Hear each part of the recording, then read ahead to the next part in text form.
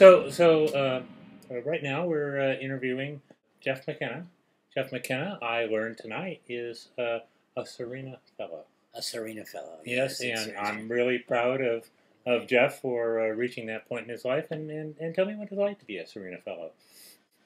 Well, it was interesting because a fellow and when I grew up was a position that of some dignity primarily in academia was where you were. But then there was IBM fellows and Apple fellows, and it always meant that you were kind of up there. Yeah. In what you've done, and I've been in the industry since I started in 1962, last century. Can you believe that? Yeah. And so it was kind of fun to be acknowledged for having contributed and having something interesting to say even now.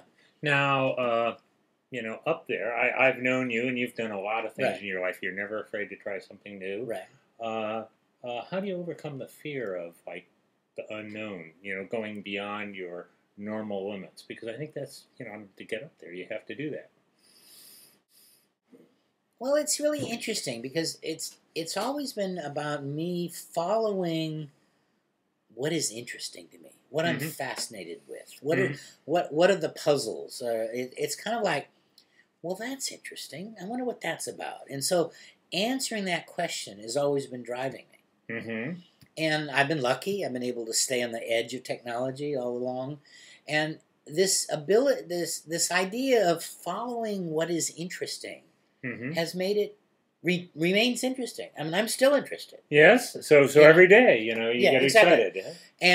And sure, and after a while, you learn that if you do the best you can and you think and you try to think before you act. Oh, I don't always do that, but that good things happen. For me, anyhow. I've been lucky. Maybe I've just been lucky, but I don't think so. I think some of it has to do with the attitude.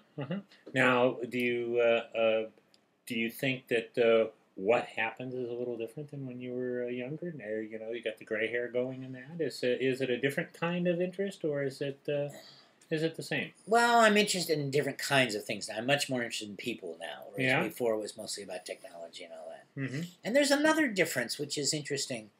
And maybe I'm going back a little bit to your earlier question, because now when I go into a new situation, I'm not nervous at all. I used to be nervous. You want to be right. I want to, that's very good. Right, that's a great way to say it. You want to be right. Whereas now it's much easier just to go, oh, I don't know if you don't know, or speculate, or just be there with where you are. Right.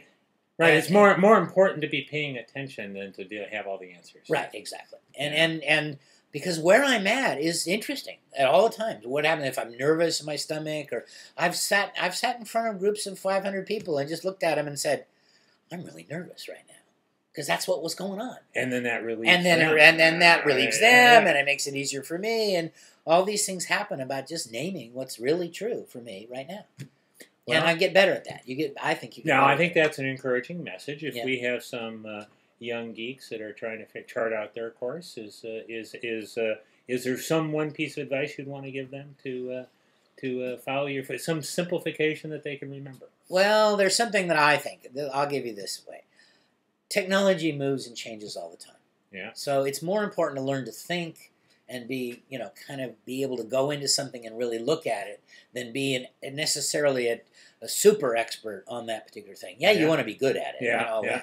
So the analogy I like to use is surfing. Yeah. So if you've ever surfed, then what happens is waves come in, but you don't catch every wave.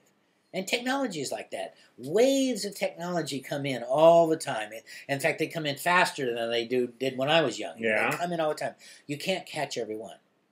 So wait a little bit, learn, read, whatever, and then catch one and ride it as long as you can, because that's how you then become really immersed in it, become an expert in that field, and you get a better living that way.